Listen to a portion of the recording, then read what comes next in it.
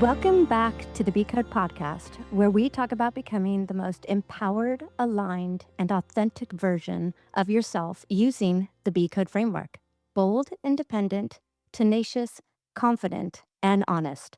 Today, we're talking about something that so many women are curious about: energy healing, emotional blocks, and how our nervous system and subconscious patterns affect the lives that we create. Today, I'm joined by Kelly Turner, founder of the Soul Ascend Frequency Healing. She's also a Reiki healer who helps people release emotional and energetic blocks so that they can step into a more aligned and peaceful version of themselves. I first met Kelly at a meditation studio in Los Angeles called Unplug, and I instantly connected to her energy, her authenticity, and her true love for everyone in her class. She really makes everybody feel special in her class. She is someone to this day that if I don't get my dose of Kelly at least once a week, I feel very unsettled. She has the most calming energy, which resonates in all of our interactions, as well as her classes. So I asked Kelly if she would be the first guest on my podcast, as she was one of the very first people that I connected with when I decided to go on my healing journey. Kelly, I am truly honored and so excited to have you here today. And I'd like, first of all, if you could just introduce yourself and tell a little bit about yourself, and then we'll start with the questions and everything else. Hi, sure. It's truly my honor to be here, Tiffany, and I'm so excited to be your first podcast guest. I've been following your journey and so proud of everything that you've accomplished, and to have an opportunity to come together and have fun like this is really special. So thank you.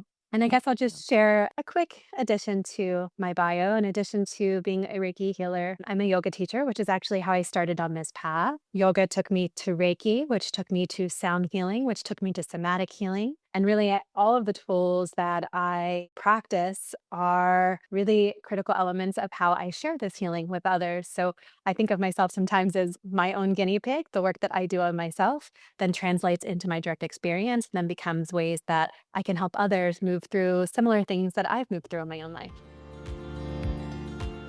Okay, thank you for sharing that. I do want to hear, was there like a moment or an exact moment in your life where you realized that something needed to change in your life? Yes, a very specific moment, actually. I moved to LA about 10 years ago. And at the time, my daughter was young. She was about 4 years old. My husband and I didn't have any family here. We had a small community of people that we were slowly starting to become friends with and to build that community. But for the most part, I was really alone. And I was in a very stressful job that I didn't love, to be honest. I really felt that the shift in my work, that since I had moved from the East Coast, felt very different here. So I was already feeling sort of a misalignment in what I was doing in my professional career and feeling like there was something more. And then one day, driving home from work in rush hour traffic in LA, which, if you know LA, driving on the 10 can be a very stressful experience. And I had a major panic attack, and I had to miraculously find my way to the side of the road, where I pulled over and just started reflecting on my life. And it was the wake up call that I needed to really start taking care of myself in a better way and to start tuning into myself. The yoga studio that was near my house had been calling me in my intuitive senses for several months beforehand. And so I took that moment as a sign that I needed to start there. And my first experience in the studio taking a vinyasa flow class, I had just a magical experience. It was the first time in, gosh, probably at least the 3 years I had lived in LA that I finally felt at peace within myself. And I knew that that was a feeling that I wanted to follow. I had no idea what was to come, and it ended up being the start of just a really beautiful journey of transformation and healing, where I began to follow the divine breadcrumbs. I began to really tune in to myself for the first time, probably ever, and to think about who I was, what I needed, what I wanted on a given day. I'm sure we'll talk more about this, but being a mother, we tend to live for our families. We tend to put our families and our children first, and we often forget about ourselves. And that was certainly my first step into this world, was learning how to mother myself again. Yes, I hear you on that one. And we have so much in common because it seems like both of our healing journeys both started with a breakdown. And I talk about that in my podcast as well as my book. About that is what started my journey as well. You know, I had a health scare that led me to many doctors and hospitals, and nobody could tell what was wrong with me. There was nothing physically wrong with me. It's just that I had abandoned myself, and I had a panic attack. And I don't know, yours was on the side of the freeway, which is pretty scary. Mine was at least in my backyard, and it lasted 3 hours. And it was 3 hours of uncontrollable crying. But I didn't realize later that that was a panic or an anxiety attack. So we have a lot of things in common. So I know you kind of already discussed a little bit about what led you to energy healing and Reiki. So I know you started this journey and you started with yoga. How many years ago was this? And what do you feel like has brought you the greatest change in your life? Great question. So this is probably about 10 years ago. It's been about a decade of this healing journey in my life. Or actually, no, I take that back. I've lived in LA now for 10 years. So it was about 7 years ago. And it happened very quickly. It's hard to think sometimes that it's only been 7 years because I feel like a completely different person and my life looks completely different than it did 7 years ago. And I would say that the biggest thing that's changed really is that I know myself better. There's a beautiful yogic concept called Svadhyaya, and it's one of the guiding principles of my life. Svadhyaya means essentially self study or study of sacred text. And I consider us, each of us, a sacred text of our own being. And the more you tune into your self awareness, to study what your true gifts are, to discover what your passions are, and then more than just the light, to understand the shadow side as well, to go deeper into parts of yourself that maybe you've hidden, maybe, like you said, you've abandoned. Maybe you've thought you can't show up in a certain way because someone's told you that you're too much or not enough, or all of the things that we're conditioned for. And I think the process of Svadhyaya really teaches us the journey that we are all on here in this human experience to grow, to evolve. That the whole point of why our souls came here is to grow and have these lessons. And that we don't grow just in the places of life where it feels good and everything's going well. We actually grow when we step outside of our comfort zones, when things become challenging and difficult. That's when we expand. That's when we learn what we're really made out of. That's when we start to see things about ourselves that maybe come to light in new ways. And that process of Svadhyaya helps us discover how to come home to ourselves, how to come back to that place within ourselves that exists outside of all of the noise, all the things that say you should be this way or you should do this or this is how you should show up in the world. And instead, who are we truly at our cores? The authentic self. And we refer to this in Holy Fire Reiki. The authentic self is this piece within us that is the light, it's the connection to our divine spiritual selves. And that element connects with our very human self, who's here having a very human experience and all that comes with it. And when we can connect those two, the divine self and the human self, we start to understand who we truly are as a whole. And that wholeness is what creates health, I find. Wholeness and coming into balance with those two parts of ourselves help us find this greater ease and joy and connection and light that carries through into all aspects of our life.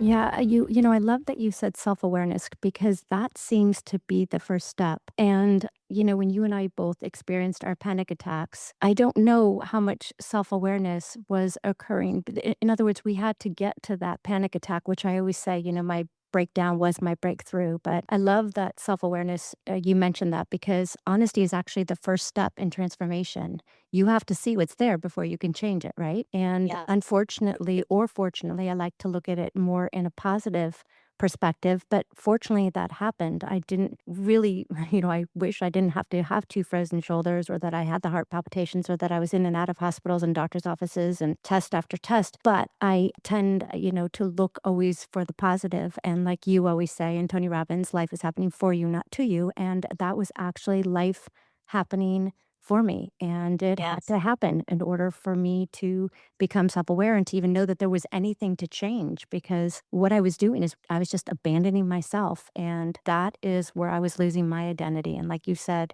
being a mom, being a wife for 26 years, this is my book, but I didn't have any hobbies. My hobby was my family. And I love that you mentioned that as a mom because when I see your energy, Kelly, in class and just outside, the calmness that you resonate is always something that I leave your classes and I walk out with that energy and that energy allows me to quiet my mind so that I can actually get past the noise that we all have in our heads and I can get past that to really learn about myself, but to hear what the universe is also telling me. And I've learned so much from you. So I thank you for that. I want to step into the first letter of my bitch code: bold, independent, tenacious, confident, and honest. And B stands for bold. To me, it's like stepping into the unknown. And energy healing often requires courage, which I call, like I said, the B for bold in my B code framework. So I want to ask you, was it scary to step into this work professionally? Because I feel like you had to face a lot of yourself, but also to gain people to come see you, you have to be trusted. So if you can tell us a little bit about stepping into this work.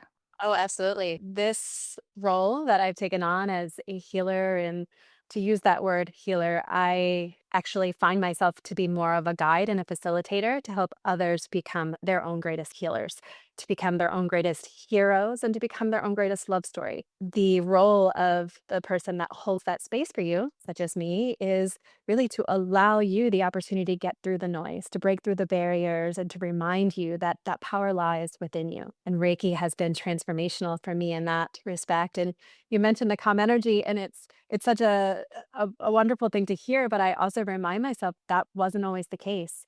I've struggled with anxiety my whole entire life. Even since I was a little girl, I used to make myself so sick because I was so nervous. And even if I wasn't nervous about something, it was just getting excited. And they actually say that the frequency of anxiety and the frequency of excitement live on the same spectrum. The difference really is in your perspective of it. When you're anxious, you're thinking about what could go wrong. You're living in fear of what if something happens badly, or what if, Yes. like you said, in the unknown, there's something that you can't handle. On the opposite side, when you're excited about something, you're thinking about all the positive things that could come out of it. And Mhm. the big shift for me has really happened when you realize that even the things that go wrong and that scary part, even when it takes the courage to step forward and you're trusting in the unknown, even when those things don't happen as we really expect them to, or we want them to, ideally, there's still something to be gained. There's still an element of growth and transformation that's happening as a result of that. Sometimes we learn, actually, I would say most times we learn more about ourselves from the things that go wrong and that don't go the way that we hope versus the things that do. The things that do just give us the confirmation and the affirmation that we're on the right track, right? And they keep us in that same spot. But we grow through this process of making mistakes, of failing, quote unquote. And that was definitely when I first got into this work professionally and I left my corporate job, there was a lot at stake. I left a wonderful paying job with benefits and retirement and all of the things. And I gave it all up. I walked away from it to completely be on my own. And thankfully, I do have the support of my husband and my family, and I'm blessed in that respect. But there was still a lot hanging on, can I create a living for myself doing what I love? And when you're doing things from your soul and you're putting so much of yourself out there, there's also a lot of expectation on the other side. And there's also a lot of fear of, oh, what if people don't like it? Or what if no one signs up? So I've been through all of those lessons. And I will say that each one has helped me get closer and closer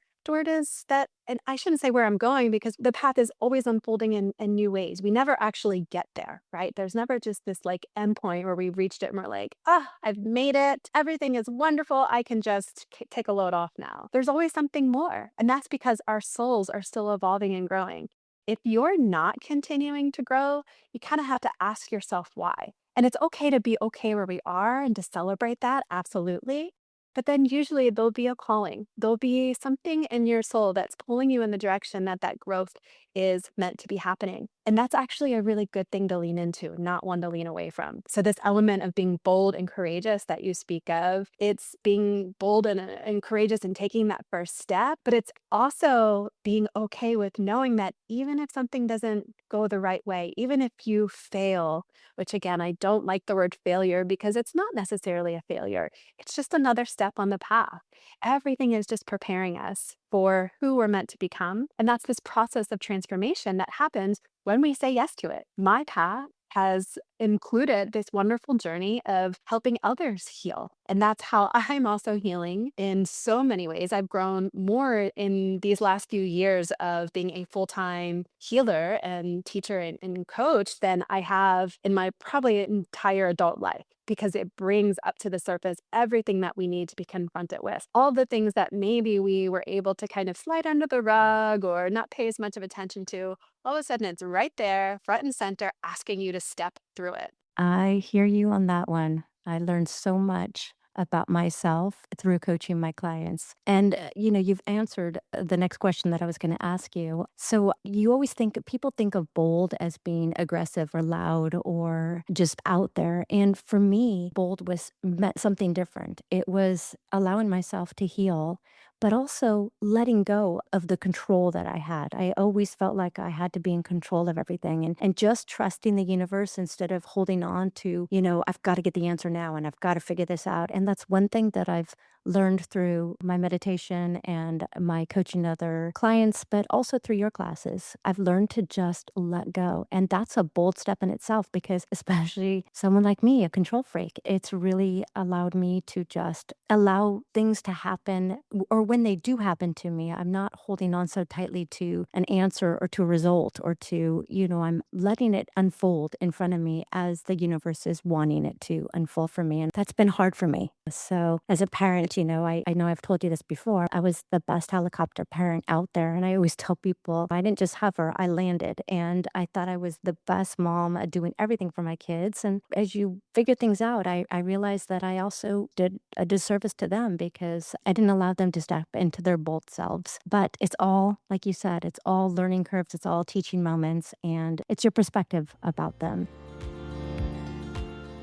I want to move to the next letter, I, which is for independent. And I want to tie Reiki into personal empowerment and self healing power, which I, like I said, call independent. So I want to ask you, how can people begin connecting to their own energy without a practitioner? I was very fortunate that I started with Unplug a couple years ago, but how can other people connect to their own energy without someone that maybe they can afford or classes they can afford? It's a good question because Reiki is something that is inside of each and every one of us. Rei in Ki is a Japanese word that essentially means spiritually life force guided energy. Rei is the spiritually guided portion, and Ki is energy. And we all have this ability to channel our own Reiki, to connect with that force within ourselves, to connect with spirit. When we're attuned to Reiki, we're able to open up to receive higher frequencies, to connect to the divine, to our higher selves, to the universe in a much greater way. And this connection for me is what really opened the door, blasted me open in so many ways in terms of my intuition and my own healing gifts and my own power. Again, connecting to that idea of our authentic selves, it just clearly aligns us with the path that we're meant to be on. And it's almost like a funnel. It sort of like narrows us down into what truly matters. And as we follow those breadcrumbs, it takes us to who and what we're meant to be. The portion of it that people think like, I can only attune to Reiki if I'm a Reiki healer is actually one of the most common myths. Being attuned to Reiki is for everyone. I like to say that Reiki is for everyone and Reiki is for life. So if that's something that is of interest to someone, being attuned to Reiki helps bring that emotional balance and peace and harmony into your life in a really beautiful way that also allows you to explore a deeper connection to self. But even outside of that, just beginning to tune in to yourself. Sometimes it can be hard to get past the walls of that. And that's where I found Reiki to be so, so helpful because it helps. It's like a quantum shortcut that takes us into that place of calm within ourselves that we can explore what's there. And meditation also does that. And when we spend time practicing meditation, we get better and better at it. It's not something that you can just do once and say, oh, I'm a terrible meditator, I'm never going to do this again. A lot of people do that, right? They come to Mhm. my class one time and they think like that was really hard or I couldn't get my mind to be quiet. And that's actually really normal, especially when you first start because it's a practice. And the more you learn to be with yourself, the more you learn to be with your thoughts and to notice them instead of reacting to them, the easier the process gets and the deeper you can go within yourself. But it's not something that always comes easiest to most people. So having a guide, having classes that can help connect someone to ways of and strategies for ways of getting into a meditative state are really, really helpful. On your own, there's so much online to help. I mean, I think the beauty of technology is that we have everything at our fingertips, right? So even just tuning in to online meditations or meditation music and sitting in quiet stillness. And it doesn't have to be stillness, actually. I love walking meditations. They're one of my favorite ways to meditate. Getting outside, connecting with spirit all around us, connecting with nature. The practice of mindfulness and meditation really is focusing the energy in a way that allows the thoughts to come and go. And instead of reacting to everything that comes up, we start to observe them and to take some meaning from them of, okay, what is this showing me? As opposed to, oh, why am I thinking this thought or ruminating over something? Meditation gives us this space, literally creating space in our lives where we can start to see it more clearly. And the more that we can create that space away from the noise, the more that we show up in that same state outside of our practice. It's not just a practice that stays on your mat. That's actually a misnomer too of, oh, I'll just meditate and everything will be lovely. Well, yes, however, you have to carry that frequency with you. You have to find ways of remembering the practice in daily life. And this is why it truly is a practice. So the first step really, and actually from myself, I will say I started with 30 seconds with the Calm app. 30 seconds. That was all I could meditate at first. It was just sitting there on my balcony in the morning before I got ready for the day, and 30 seconds just in quiet, in peace before my family was up, before the noise of the day started. And slowly that's grown. And I now have a morning practice where I do many different things, and it shifts and changes depending on what I need in a given time of my life. But that morning practice has been a staple, probably the most consistent piece of my journey that has continued with me, that has grown and changed and evolved with me. But the more that you can be consistent with the practice, the more you start to see the big shifts in your life. Yes, I can vouch for that because when I first started coming to your classes and unplug, I found it very difficult to quiet my mind. And the greatest thing is that you and as well as the other teachers or facilitators there, you give us permission that if our mind does wander or if we do, we do have noise that starts coming back in, that that's okay to let it go through you and let it work through you and always come back to your breath. And I agree with you. Consistency is if I don't start my day with meditation, I do feel a little off. But in the beginning, it wasn't like that. It was a little bit harder. I also like to start my morning in gratitude because I feel if I wake up searching for things that are, wrong, starting with my day, then my day is going to go wrong. So I start my day in gratitude and just in silence. And I always try and go outside. And if there's sun, which we're in California, which so it's almost every day, I try to get 15 minutes of just sunlight on my face just to absorb or ground myself and go onto my grass. I love that you're encouraging our listeners that it does take practice and it may not feel comfortable. It may not even feel right, but it is working. And the more you do it, the more you can silence the noise in your head. And I feel I can relax and get to a deeper place. It's such a strange place to be when you're in a deep meditation and listening to your sound bath, Kelly. It takes me to, it's between dream and, I'm still having thoughts, but yet it almost feels like REM sleep. It's just so. What I like to call the quantum zone of healing. Yes. Yes. But it is a magical space to be because when we enter that place, and sound is a really powerful way of getting there because it helps our minds settle into a space where especially if you have an active mind like me, sound can really help drop you into that space where your mind quiets. But in that space, healing and transformation happens so much more so than in any other time in our life. Our bodies have a chance to rest, our minds are quiet, but we're also connected to something so much greater. And this might be getting a little bit too out there for your audience, but to remember that there is a force around us, a quantum field, quantum energy. There's so many things that people call it, right? But Mhm. tuning into that energy, tuning into that force truly starts to create miracles in our lives. There's infinite source of possibilities that lies within that space. And when you take time to really connect to it on a daily basis, it's transformational. It's Yes. to truly just attune you to this higher level frequency. And gratitude, like you mentioned, is the shift. Gratitude and elevated emotions in your meditation are such a powerful way of shifting out of whatever negative state you might be in. It's truly the alchemical process that happens both somatically in our bodies and in our minds when we shift into an elevated state. And there's lots of science behind all Mm. of that as to why and the chemicals that are produced. But when you drop into that deep state, your body is healing itself, your mind is healing itself. And there's all of these emotions that show up in the body as a result through the chemical process that happens that truly makes it a magical experience. It's a little bit of science, a little bit of magic, as I like to say.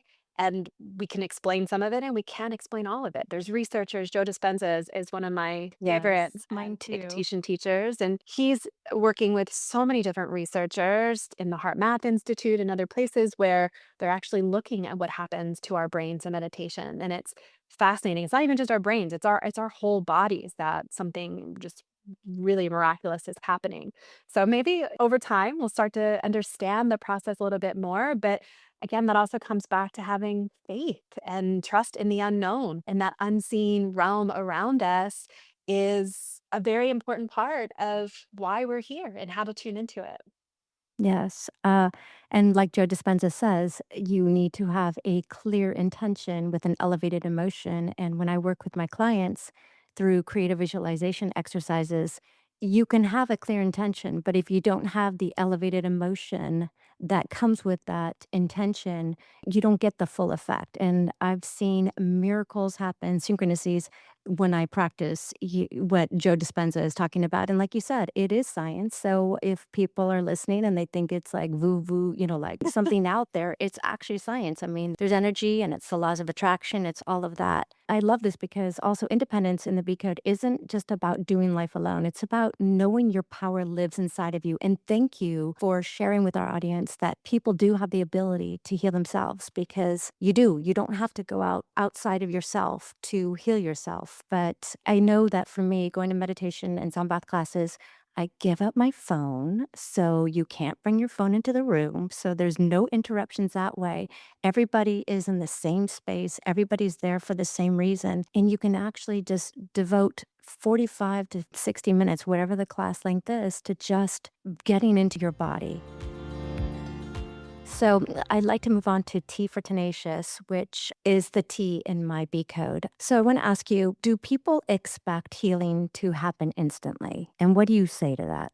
Some people do. And some people think that they can come to a sound bath or meditation class once in a while and their life will change. And unfortunately, that's not the case. As I mentioned, it's truly a practice, but it's more than just treating the symptoms. If you go to one sound bath or have one Reiki session, yes, it can be transformational and change something in your life that's bringing a greater awareness.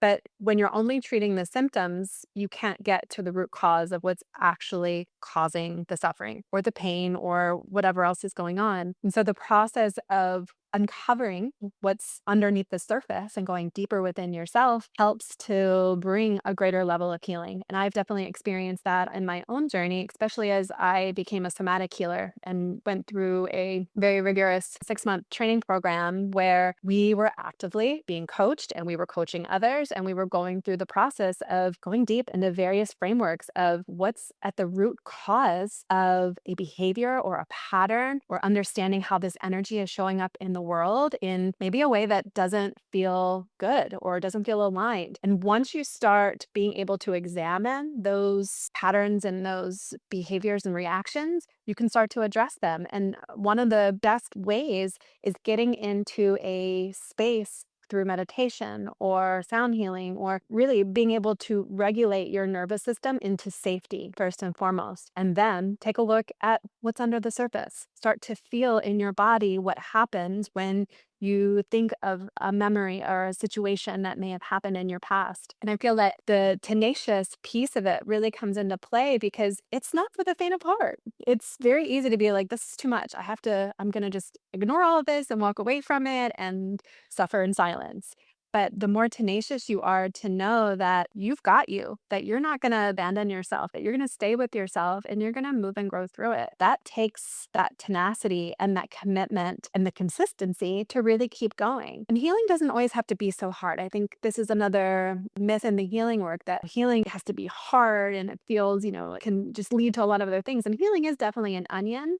But there are so many ways to make it really beautiful and fun. And I definitely make that a key priority with my own clients, to make it something where you leave a session and you feel like, yes, you had a breakthrough. Yes, it may have been challenging to be confronted with something in that moment, but oh my gosh, it feels so good on the other side. And you had fun doing it too. Like healing Yes. actually gets to be fun. So I think my sound baths are fun. I hope you would agree with me when. I completely agree. If I go even a couple days without going, I literally feel misaligned. And it actually has been so much fun because I feel the energy that's changed within me. If I start to feel like I'm on overdrive at any part of my day, I just look on the Unplug app and I look for a meditation to do, or I actually love going to the classes. So it has I love that. completely changed my life. And I know now, through breath work and what you've taught us, and that breathing is one of the Mhm. easiest things that anybody can adopt. You can do breath work and your body knows that you're in a safe place by just breathing a different way. Yeah, and I should have mentioned that actually when you were asking about strategies for people, especially who might be newer to this or not have access to, we are very fortunate in LA that we have access to so many amazing practitioners, but tuning into your breath, using your breath as an anchor point, working with your breath, even just taking a slow, deep breath in the car, before a meeting, in your office, wherever you need, just to reconnect with your breath. Take slow, long breaths, letting the exhale be longer than the inhale. And then my favorite somatic practice is humming the exhale. Your vibration, your sound is the most powerful sound healing instrument for you. So by tuning into that vibration and humming the exhale, it does lots of amazing things scientifically, and polyvagal theory talks about this. But from a just very basic nervous system perspective, it sends that signal through the body that it's safe and that you can start to relax in that moment. So humming and breathing, two very simple ways anywhere you are to really tune into calm. I have an interesting question for you because lately I've been humming a lot when songs come on and I'm not even singing the words. I'm humming and I never did that before. So that's interesting that maybe it's from your classes. You're I don't know. remembering, and you're Yeah. remembering. We all have knowledge that comes through in different times.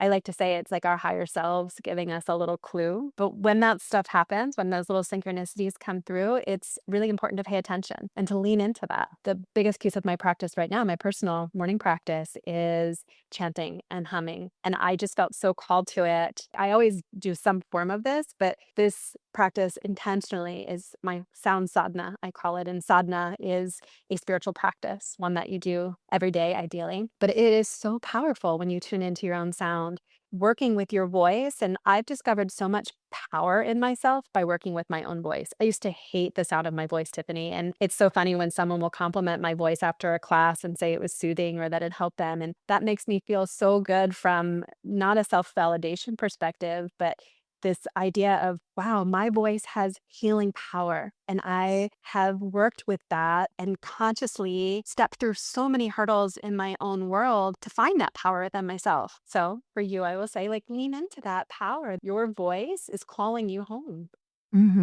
Another thing that I've adopted is something I came back home to is dancing. Yes. And now I just turn on music later in the day when I just want to shake everything off, and I just turn on my favorite songs and I just dance in my office. So that's something else that others can do just to get into your body because we don't get into our bodies enough. We're always in our heads. And I feel like when I dance, I'm definitely in my body. So that's something else that I've kind of picked up just recently, and I absolutely love it. That's Yeah. such a powerful somatic method. Really, we're so disconnected from our bodies. When we're stuck in anxiety and ruminating thoughts, we're not in our bodies. So, somatic healing really focuses on getting us in our bodies, somatic body awareness. Dancing and shaking are two very easy practices that you can do anytime, anywhere, or maybe not anywhere. But yes, I love that. It's so powerful to combine that with the voice. So, dancing and singing and Yes. using music as a really a cathartic tool as well. Okay, now we're going to move to C for energy and self worth. So I want to connect confidence to the nervous system regulation, which relates to energy and self worth. And the C for confidence in my framework, I want to pose these questions to you because I know that women are always talking about lack of confidence, lack of this, lack of that, lack of self trust. And for me, I feel like how I lost confidence, how I lost self belief, how I became doubtful of myself was that I abandoned myself. That's what I believe is is why women lack confidence is that they abandon themselves. And they abandon themselves like I did in my marriage of 25 years. And we talked about that, how I became a mom and a wife, and that was my life and that was my identity. And I didn't know how to come home to myself. And I think that's why my body was screaming out for me. And it was, it was talking for me. So I want to Mhm. ask you, Yes. how do you feel like emotional energy affects confidence? Very much so. So the mind body spirit connection cannot be understated. And unfortunately, modern medicine doesn't always view that holistic perspective. More and more that's changing, and integrative medicine has become more mainstream. But our emotions and how we feel has such a huge effect on how we show up in the world. And Joe Dispenza talks a lot about this. Your thoughts become emotions, become looped in the body, become this creation that your body is then believing it. And that becomes beliefs, and that becomes your personality, becomes how you're showing up in the world. But it's a cycle that you can break. And it all starts with, first and foremost, the feeling in your heart. When you get really clear and connect it to your heart, you can begin to reprogram it. Tune back in to love, to joy, to gratitude, to those elevated emotions that we were speaking of. And confidence is among that, right? So, in a lot of my sessions, and I know you've been in many of them, where we really tune into a feeling that you want to embody. Because Hmm. when you're in, and it doesn't have to be a meditation, but I find it's more powerful in meditation. When you program your heart to feel an emotion, it starts to create that effect in your body. Your body starts to produce those chemical reactions so that you feel like that and you begin to show up like that. You start to take those small little steps that feel good the more and more that you do them, to have more confidence, to have more courage, tenacity, all the things that you're referring to in your B code. And sometimes confidence can be shaken by the things that hold us back, like perfectionism or self worth, all of these core wounds that we come into this life to really work through. I study Kabbalah, and Kabbalah talks about it from the perspective of our soul correction. I find it's not so much a correction as it is a path of growth and learning, and where we sort of lose ourselves, as you mentioned, like abandoning ourselves in that process, shows us where we've come off that course,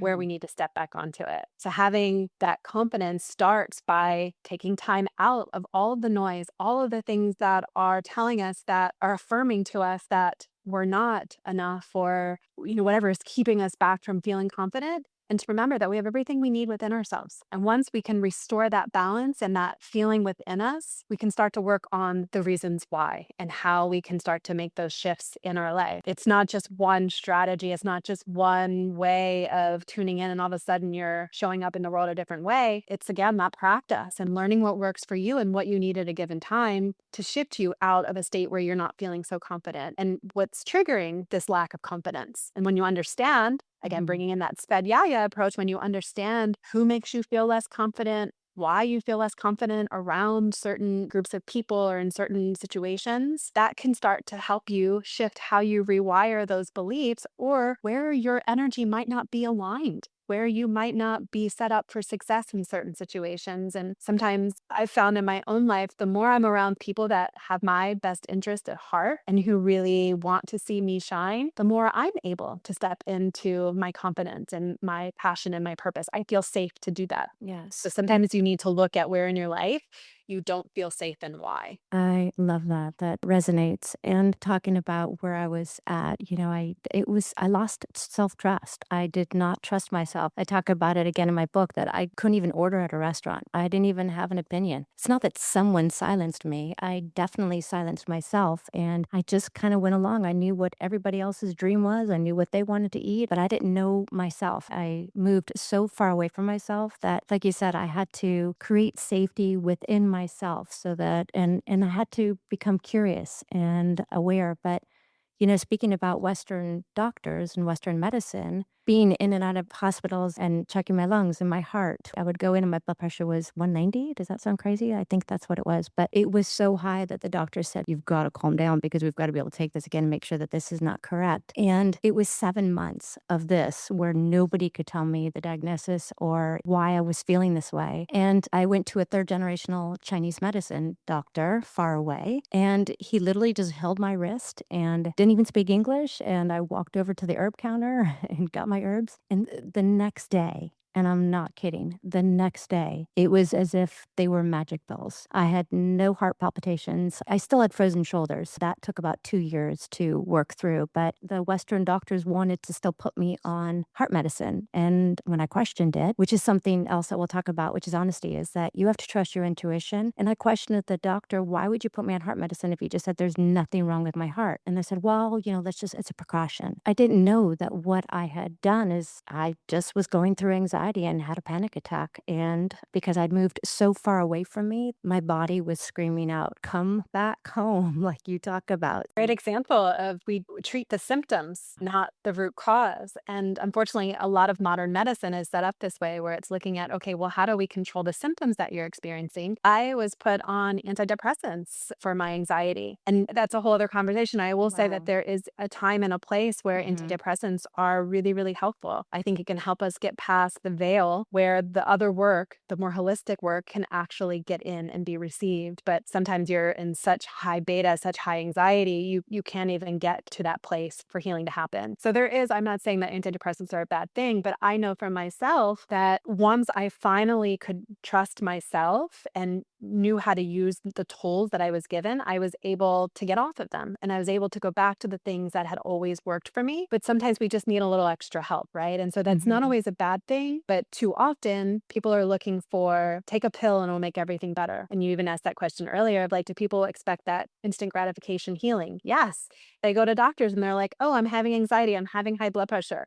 Doctor gives them a pill. And so they think things will be better. But again, it's symptom management. It's not necessarily getting to the cause of why someone is feeling a certain way and why something is happening in your life and how to get a better grasp of control. And control is not a bad word in this sense. It's more of regulation, a sense of being able to manage yourself in a way that your body is responding to the other work that you're doing. Yes, and when I told my cardiologist that I took these, I think it was 15 pills 3 times a day, I can't remember what it was that I took, but he was so shocked, and it's strange that none of the modern medicine or Western medicine doctors were even expressing anything about possibly being anxiety. It was just, "Let's see what's wrong with you." It was so Right. interesting. My other naturopath said, "Well, the frozen shoulders are from you actually literally and figuratively carrying the weight of the world on your shoulders." And that was a way that I had heard it that just made so much sense to me. So I want to bring it back to the H for honest, which for me is intuition and alignment. And it's to me one of the most important letters of my Be Good framework because honesty, if you can't be honest with yourself by first becoming aware and recognizing that you have to change, you have to get quiet with yourself, you have to be curious about growth and want to grow. And like you say, if you're not curious about growing, you're going to stay stuck. And had I not been curious and going inward, I would probably still have the anxiety that I had. So to me, honesty is very, very important. I want to ask you, how can you tell if you're out of alignment? Or how can you tell if when your clients that you work on are out of alignment and they're not living in their honest self? You start to see things happening in their body, first and foremost. The body is always sending us signals. Emotions are messengers. And so, emotions that are coming through can very much mean that we're out of alignment. I know for myself, when I start doubting myself or start doubting my path and fear starts creeping in, I start to see it energetically in the way things are happening in my world. All of a sudden, I'm not getting opportunities or things are not aligning as they once were. And that's a little bit of a law of attraction, but it's also me not taking steps towards what's true for me. I'm trying to be something else or trying to maybe walk someone else's path instead of my own. And that starts to show me, oh, okay, let's take a step back here. Let's get really clear and grounded on what is aligned for me, what feels most important to me in this moment. Not so much what I think I should be doing, or not so much what everyone else is doing or expects me to do, but what feels really aligned in my body. And that's not always an easy process. It's absolutely a skill, and learning how to trust and tune into your intuition and tune into the emotions that are messengers in the body takes practice, just like we were talking about. It's Mhm. not something that you can just snap your fingers and all of a sudden you're in alignment, right? It's being on this path and, like you said, being really honest with yourself about what feels good to me in this moment. One of the things I've been talking about in my class a lot this year as we're moving into such big energy is manifestation is a process of transformation, first and foremost. When we become the versions of ourselves that are ready to hold whatever it is that we're calling in, it starts to align. We start to show up as that version. Things start to just naturally align in a really beautiful way. But when we're out of alignment, when we're not tuned in to our soul's true desires and we're chasing something for the sake of the ego, or not that money is a bad thing either, but when we're chasing things just for money or for the self alone, it doesn't always feel so much like flow. We start to feel like we're in a little bit of like hustle or burnout mode, right? We're just doing all the things and keeping things going, but maybe it's not happening as fluidly or as in alignment as if it would be if we were more aligned with really what it is that we're connecting to. So, this idea of being honest with ourselves starts with really taking a hard look at the things in our lives and why are they in our lives? Right. Questioning. But the biggest things I learned is I started to question when something felt off. Why is this feeling off? Why, who am I around that's making me feel off? And then listening, like you said, to your intuition and maybe not spending so much time around those people who are making you feel off. But I really started to get curious and ask myself a lot more questions when I started my healing journey. And I learned that also through therapy. I think if you ask yourself questions and you're open enough and honest enough to answer them, you start recognizing who and what you want in your life and who and what you don't want in your life, and it starts to become a little bit clearer, I feel. Yeah, I love journaling and automatic writing after a meditation. It's a really powerful way of tuning into a deeper truth. So, if there's a question or if you're feeling unaligned, you can start to just pose that question to your higher self, even to your higher power of what do I need to shift right now in my life? Where do things feel difficult or hard or unaligned with who I want to be? And after a meditation, just letting yourself write free flow on paper, whatever comes through. And you don't always have to make sense of it. Sometimes things come out and you're like, wait, this doesn't make any sense until all of a sudden, a week later, some synchronicity occurs and you're like, oh, okay, I can tie the two together now. So allowing that information to flow through you for you to really channel that wisdom, that creative genius that lives within you, that inner knowing, and then to get it out into the world. Sometimes being in your head can be a tough place to be, right? When you have all Mhm. these thoughts and you're trying to make sense of it all, but the more that you can get it out, whether you're talking it out or moving it out through your body or writing it out, is a really powerful way of moving that energy through. Yeah, I know you spoke about this a little bit, but for the beginner, someone who, hasn't been going to meditation or hasn't begun their healing journey, what would you say intuition feels like in the body? Because I did not feel it. My body screamed out for it, but I would have liked to have caught it before. So I know you kind of talked a little bit about this, but maybe you can explain it for a beginner what it feels like. For me, and I think for everybody, it might feel a little different, but a general consensus that I think most people would agree to is that intuition feels like a calm knowing. When you think about something and it comes through with just this calm clarity, Mm, that's intuition speaking. If it okay. comes through with this energy of anxiety or fear, it's based in ego. Love So that. remembering that when you feel something and it feels just like this lightness, or when you receive a download, it's sort of just this like epiphany, like an aha moment. And those can come at any time. It comes more often when we're getting quiet enough to really tune in and listen. Happens to me a lot when I'm driving long road trips. I get all sorts of downloads, but there's no right or wrong way to experience it. Some people have more clairvoyant gifts, and clairvoyance really is a skill that can be trained. Everyone has clairvoyant powers. It's that sixth sense that animals have, that nature has, also lives within us. And we forget that. We think of it as this woo woo thing, but other animals possess these qualities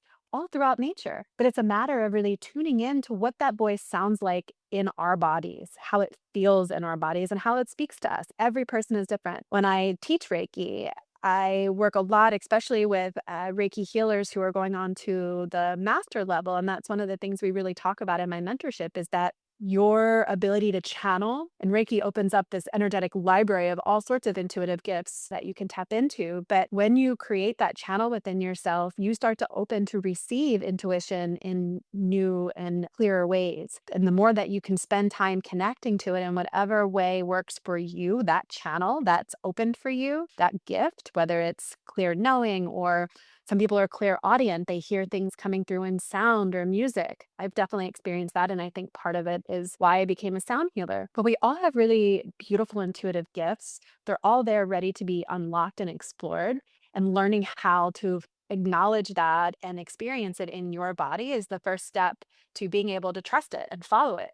Wow, I love that, Kelly. You just clarified it for even me. And I've been on this healing journey for a couple years now. If you could share one message before I ask you if you can lead us into a meditation or an exercise, what would the one message that you think people need to hear right now, today, on this podcast? Something that I've been coming back to, which was a message that was actually shared with me in a client session. I was helping him, and he shared this beautiful message that really just was so simple in how it resonated.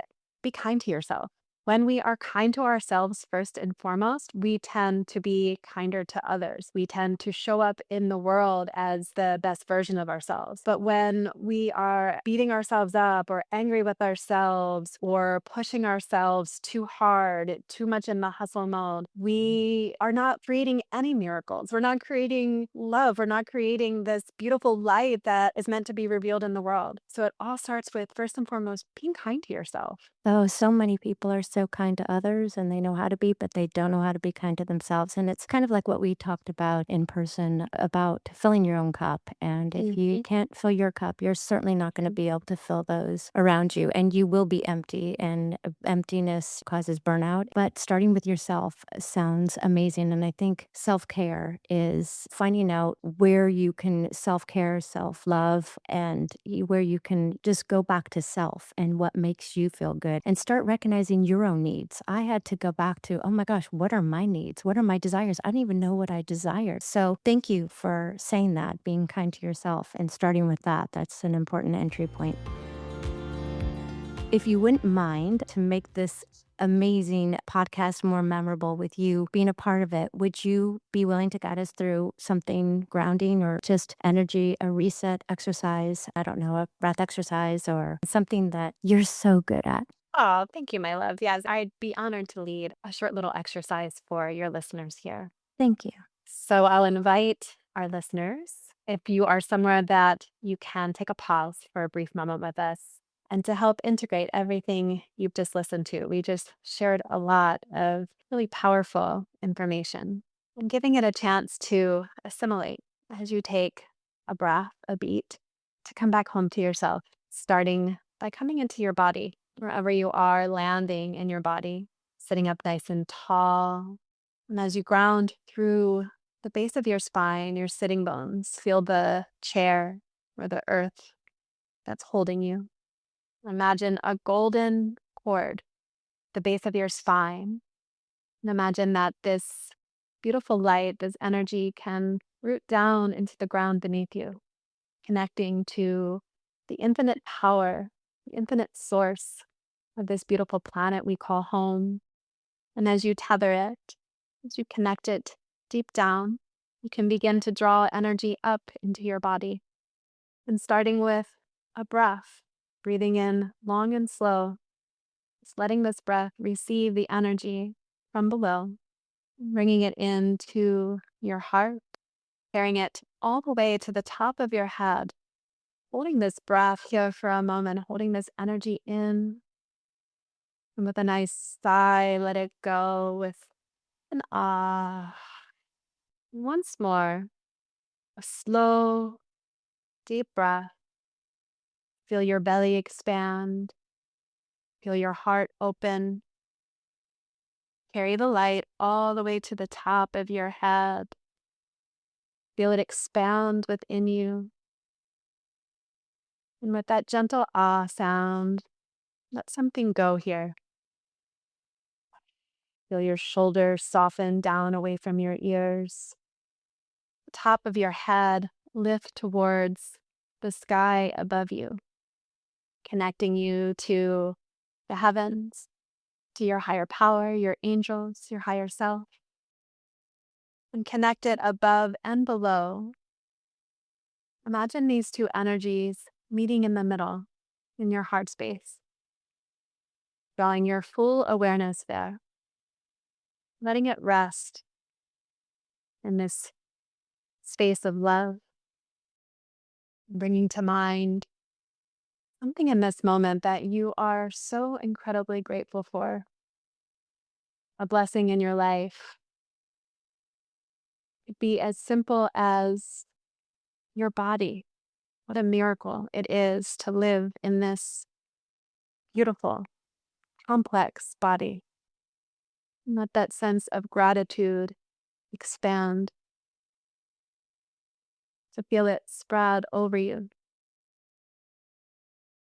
So much so that your lips even curl up in a gentle smile. Thank you, thank you, thank you. Thank you.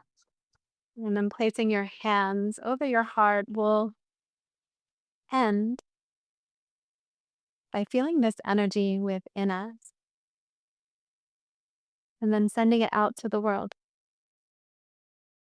Taking one final cleansing breath in, breathing in love, joy, gratitude,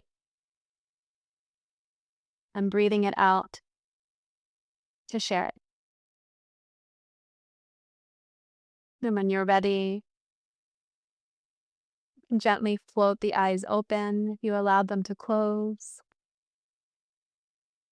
Come back into the rest of your day, carrying forward this new frequency that you've created in just a few moments. Wow.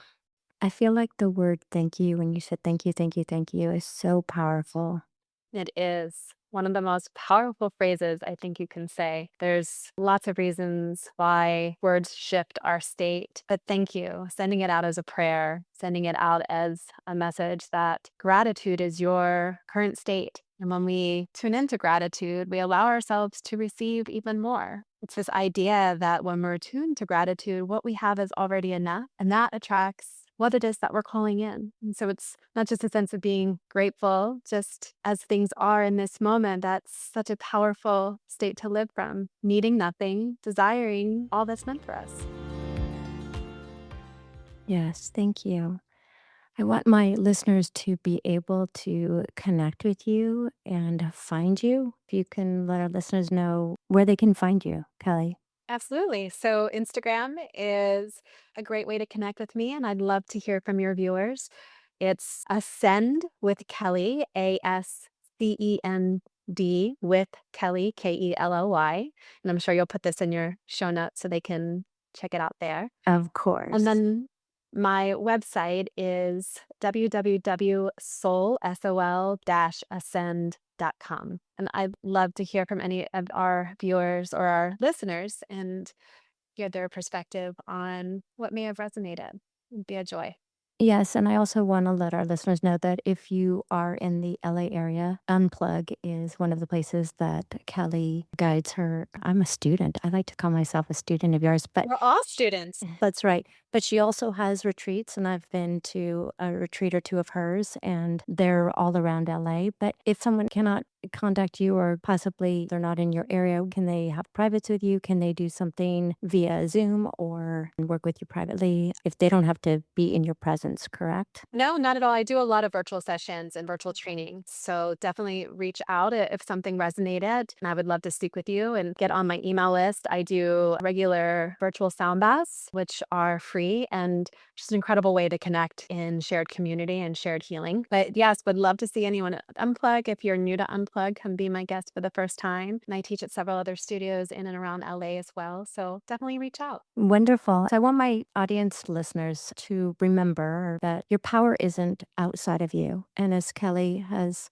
spoken so eloquently, it's already within you. And the B code is simply the permission to access it. So I want to thank you so much, Kelly, for being my first guest, my guinea pig on my podcast, as it was so fitting to have you on it as my first guest, as you were, like I mentioned before, were one of the very first people who became so extremely instrumental in my healing and my awareness. And I'm so desiring wanting to work with you privately, and that's something we'll talk on the side. But I will most likely see you this week in one of your classes. And like you said before, thank you, thank you, thank you. And I'm returning that to you because your soul is so beautiful, and I'm so blessed to just had you in my life. So I just want to thank you for everything. Oh, well, the feeling is so mutual, and I'm so honored to be your guest and can't wait to see the success of this podcast. You're amazing, and the B Code is truly just next level. So, congratulations.